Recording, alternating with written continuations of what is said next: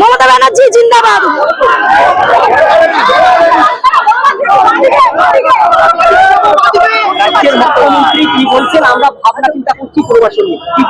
দেখুন, আমার কথাটা হচ্ছে যে ওনারা যতটা ভাবনা চিন্তা করছেন সেই ভাবনা চিন্তার পরবর্তীতে কোনো ফল তো আমরা দেখতে পাচ্ছি না।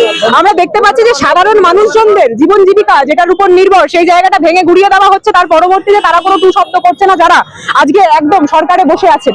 আমাদের মূল মন্ত্র একটাই, আমরা যারা রাজনীতি করি তাদের মন্ত্র একটাই থাকা উচিত, হওয়া উচিত, এবং আমাদের সকলের একটাই, সেটা হচ্ছে মানুষের সর্বক্ষেত্রে পাশে থাকা।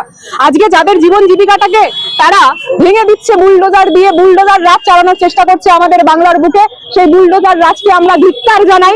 এবং ধিক্কার জানিয়ে আজকে মমতা বন্দ্যোপাধ্যায় আমাদের নেত্রীর নির্দেশিকা অনুসারে ওনার উপস্থিতিতে আমরা সকলে মাঠে নেমেছি এবং আগামী দিনেও এই লড়াই চলবে। আমরা একটা জিনিস স্পষ্ট করে দিতে চাই যে যারা সাধারণ মানুষের জীবন জীবিকা নিয়ে তার পরবর্তীতে এরকম নোংরা বক্তব্য রাখে এবং মূলত তারা তাদের চোখের জলের কারণ হয়ে দাঁড়ায়, আমরা কিন্তু চোখের জল মুছতে জানি।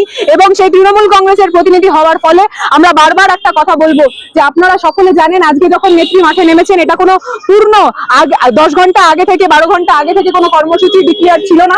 হঠাৎ করেই এখানে কর্মসূচির উপস্থিত হওয়া এবং মমতা বন্দ্যোপাধ্যায় যখন মাঠে নেমেছেন সেখান থেকেও আপনারা বুঝতে পারছেন সেই 41% সংখ্যক লোকজন যারা ভোট দিয়েছে দিদিকে, তারা কিন্তু দিদির সাথেই আছে, তাদের কণ্ঠস্বরে জয় বাংলাই আছে, মমতা বন্দ্যোপাধ্যায় জিন্দাবাদী আছে, তৃণমূল কংগ্রেস জিন্দাবাদী আছে।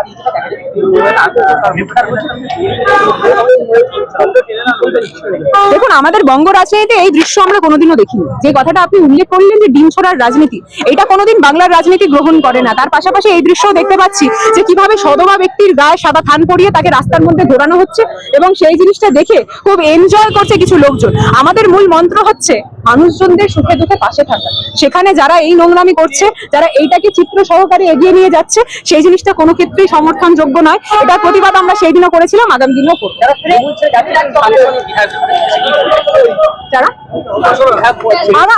আগামীর জন্য অনেক অনেক শুভেচ্ছা বলবো, এর থেকে বেশি কিছু আমাদের বলার নেই। এবং মূলত একটা কথাই বলবো যে উই পোকার স্বভাব কিন্তু বদলায় না, উই পোকার স্বভাব একই থাকে। তাই উই পোকাদেরকে যারা অন্য জায়গায় ঠাঁই দিয়েছে তাদেরকে বুঝতে হবে যে তারা